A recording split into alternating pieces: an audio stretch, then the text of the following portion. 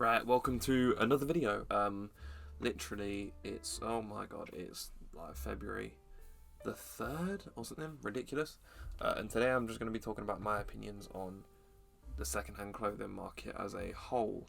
Now, this might not be very interesting to some people, but I collect a lot of clothes. Probably can't see them in the background there, but I collect a lot of clothes, and it's almost like a lot of people get this misconception about second-hand clothing is really expensive and it's really hard to find good quality stuff. People always find ways to mark up prices and stuff to the point where, to be fair, a lot of shops are quite expensive. But in this video I'm going to be talking about a few different ways which, in my opinion, you can get stuff cheaper than the media and stuff will have you believe, and the high street shops will have you believe.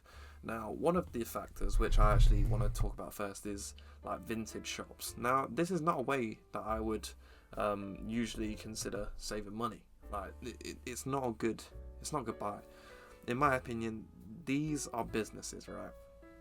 They're literally created to make money off people by getting quite cheap stuff, which I would find, and then selling it at a higher price to just, I don't even know, to mark it up at least £5-10, sometimes even more, to make that margin of profit. Now, the issue with this is people always suggest that it's this is how much all secondhand stuff costs, but vintage shops, they never really have anything that good. They've always got the same sort of stuff. So I only actually shop at vintage shops for one thing, and that is vintage basketball tees, because charity shops don't usually have them because they're American, and a lot of people, if they do have them, they'll sell them on a app like Depop or Vinted or eBay or something like that.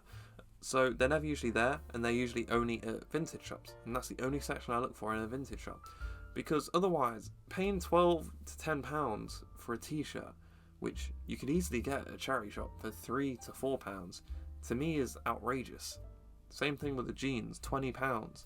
I get a pair of jeans for max 7 or 8 at a shop, a charity shop, which is the first section I want to talk about. In fact, it's charity shops that make me love spending money on clothes, because the amount of money which I save going there, although is it saving money when I'm spending the amount of money I do at charity shops? I buy way too many clothes from charity shops, it's ridiculous. But charity shops are the first way which I would consider buying stuff from, mainly because they're all year round. The other one I'm going to be talking about is extremely seasonal, and you'll see why in a second. But the secret to buying secondhand clothes for cheap is charity shops, and a lot of people get quite snobby about charity shops because they think, oh, it's people's secondhand stuff. But then when they see a vintage shop, they'll be like, oh, this is cool, this is retro and from the 90s, which it's always bad quality usually, and it's never as good as the stuff you could easily get from a charity shop. It's just, the thing with charity shopping is it takes a lot more effort to do. To find good quality stuff, you can't just go in one shop and go to a certain section. You've got to go at least 10 to 15 to find a good item of clothing, and then you've got to wait until the stock reshuffles and stuff like that, and you can change perspective on things. That's just my opinion. It's just how it is. You've just got to go around and just hope more than anything that something's going to be there. That's why, in my opinion, if you're looking for something specific, the second-hand market is better on a app where you can look stuff up, or even a vintage shop if you wanted some specific jeans or something like that. That's my opinion, and that's what I would personally do if I was in that situation.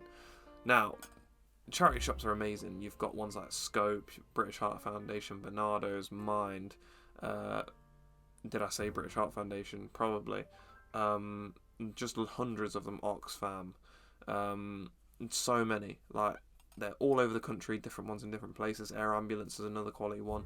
They're everywhere, and I love them so much. They literally, I buy pretty much all my clothes from there. I love it.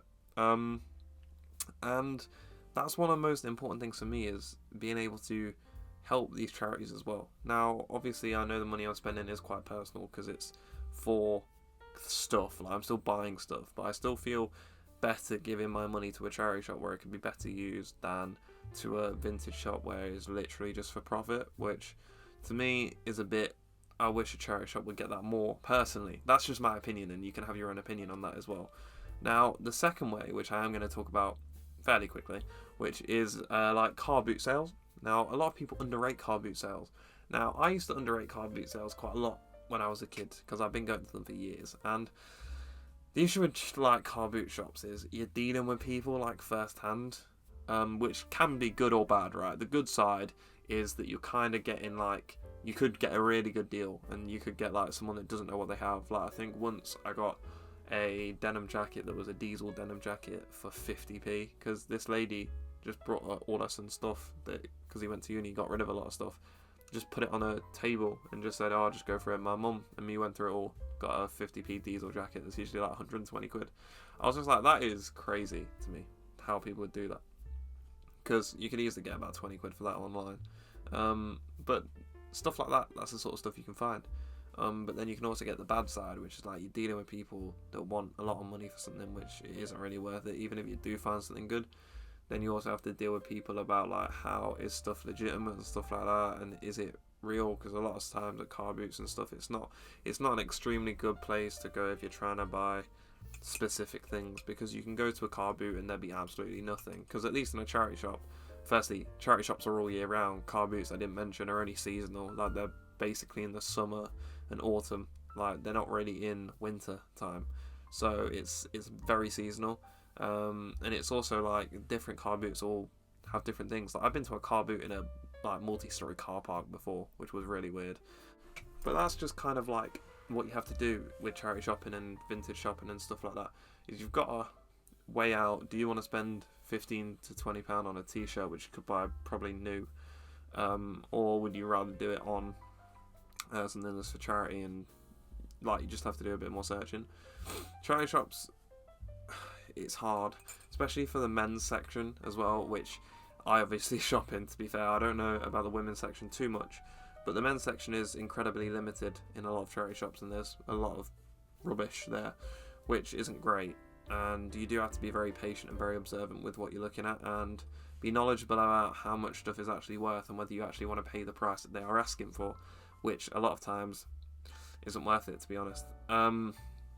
And that's basically my money saving tips that I would do if I was trying to get into the second-hand market, like as a first time buyer sort of thing. If I wanted to just try and get into it and try and get some cheaper clothes, especially if you're like a uni student or something, it's like that's the best ways for me. Charity shopping, car boot sales, great ways to get into the scene and stuff like that. Because vintage shops, extremely expensive. Same thing with online shops. A lot of times you've got to be very knowledgeable about how much it costs and if it's good quality, if it's real. And yeah, vintage shops for me, I'm personally not a fan, but I understand people that are, because you can get some cool stuff, but it's just overpriced in my opinion. And to me, it's all about value for money and trying to get the best deals possible. And that's just my opinion. But that is the end of today's video. If you have liked this video, please like the video and subscribe to the channel. I would really appreciate it.